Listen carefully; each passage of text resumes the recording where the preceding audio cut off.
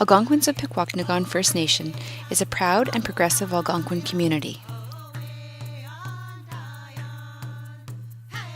The Golden Lake Reserve, consisting of 1,745 acres, was purchased from Ontario by Canada in 1873. The reserve, renamed Pikwakanagan, which means a hilly place in Algonquin, is the only federally recognized Algonquin community in Ontario. The Algonquins of Pikwakanagan First Nation is situated on the shores of the Bonnechere River and Golden Lake in Ontario. The community is 1.5 hours west of Ottawa and 1.5 hours south of Algonquin Park. Currently, there are approximately 400 members residing in Pikwakanagan. Our community has been working hard to restore our culture, raise healthy children, and to build strong social and economic futures. My name is Jody Alexander. I was born in Pembroke, Ontario, and from the Algonquins of Pikwakanagan.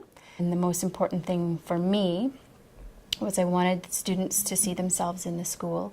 When I was growing up, I remember in the front hall there was a display case, and it had a headdress and some moccasins and some beadwork, some birchbark baskets and things, but that was it. There wasn't any books.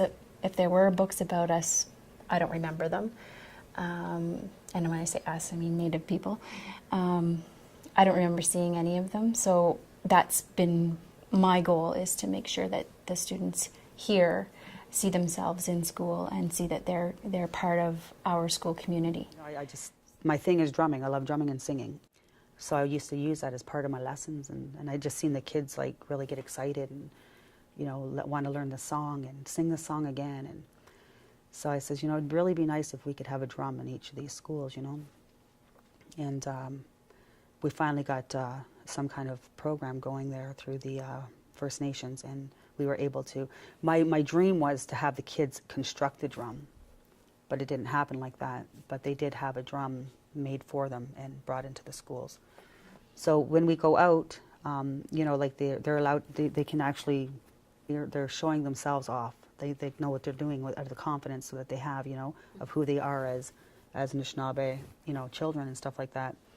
They have that pride, and you can see that when they're out there.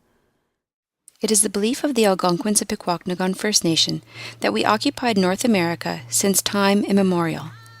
There is archaeological evidence indicating Algonquins occupied the Ottawa Valley for at least the last 10,000 years. The Algonquins of Pikwakanagan were known for being exceptional canoe builders. They used the lightweight, waterproof bark of the birch tree to cover the cedar canoe frame. Many years ago, First Nation people acted as guides for European settlers. They transported them in their birch bark canoes. Several families in the Pikwakanagan community constructed birch bark canoes, but it was expert craftsman Matt Bernard that built the largest birch bark canoe for the National Museum in 1956. The canoe, the Kachichimin, is 36 feet long with a 6-foot beam and is 3 feet high at the center of the gunwale. Its bow and stern curve 6 feet high at either end. It weighs 3/4 of a ton. We are proud of the following accomplishments. In 1979, the Minduin Manitou Daycare was established. It integrates Algonquin, English, and cultural teachings. In 1987, the first annual traditional powwow was held at Golden Lake. In 1989, the Muckwa Community Center was completed and is used for classes, events, and recreational activities. In 2003, our administration building was replaced. At present, we have several health, social, educational, and cultural activities for our members.